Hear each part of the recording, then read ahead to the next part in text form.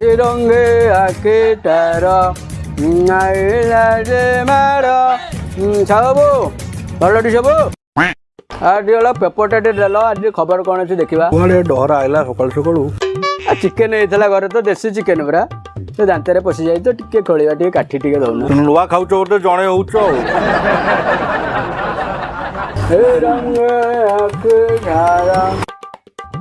ଆରେ ବସନ୍ତ ଆରେ ହଁ ଆରେ ତତେ ଡାକୁଛି ପରା। ଆରେ ହଁ ତତେ ପରା ଡାକୁଛି।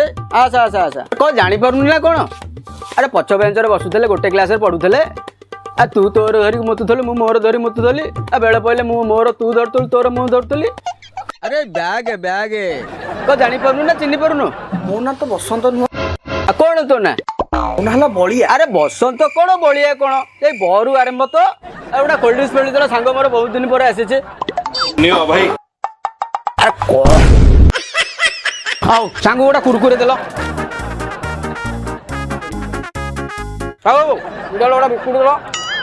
ବିସ୍କୁଟଟା କାଢ଼ ଗୋଟେ କଟକ ମିକ୍ସଚରଟା କାଢ଼ିଲ।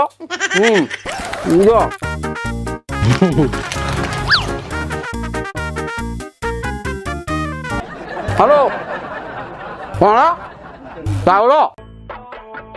ହଁ ହଉ ମୁଁ ଯାଉଛି ରଖ ରଖ। ହଁ ହଉ ଅମୁଲ କିଲୋ ଚାଉଳ କିଲୋ ଦେଲ ମୁଁ ଟିକେ ଘର ଦେଇଦେଇ ଆସେ ଘରୁ ଟିକେ ଫୋନ୍ ଆସିଲାଣି। ହଉ ସାହୁ ବାବୁ ମୁଁ ଘରୁ ଟିକେ ଆସୁଛି ଚାଉଳ ଅମୁଲ ଦେଇକି ଆଉ ସାଙ୍ଗ ଏଠି ଅଛି। ସାହୁ ବାବୁ ମୁଁ ଟିକେ ଆସୁଛି।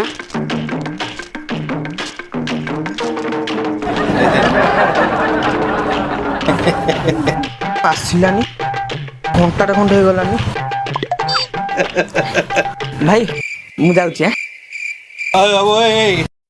ସିଏ ଆଉ ଆସିବନି। ଡହରାଟା ପ୍ରତିଦିନ ଏମିତି 2-3 ଜଣ ବକରା ନ ବନେଇଲେ ତାର ଭାତ ହଜମ ହୁଏନି। ଯେତିକି ଖାଇଛୁ ତୋର ଯେତିକି ସିଏ ନେଲା ଟୋଟାଲ ମିଶେଇକି 580 ଟଙ୍କା ଦେଇକି ଯା।